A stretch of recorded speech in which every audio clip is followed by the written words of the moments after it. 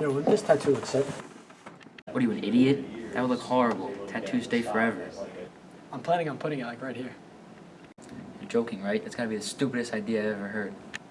Yeah, I was only joking anyway. Good afternoon. What's the plan for today? Just thinking about getting a tattoo right here. Well, that's an extreme place to get a tattoo. Are you sure? Yeah, I'm sure. This is what I want. I've been thinking about it for a while. Alright, whatever you say. Do me a favor and sign right here.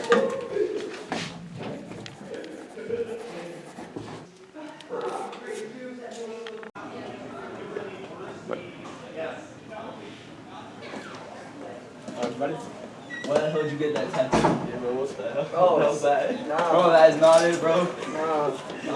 No. Damn, you really got that tattoo? That looks awful. Damn, you really think it looks that bad? Yeah, it honestly looks pretty bad. You should get it covered up or removed somehow. I made a mistake. This looks awful. I need it removed. I got 10 minutes before I leave. I can see if I can remove it quickly. Oh my god, this is even worse than before.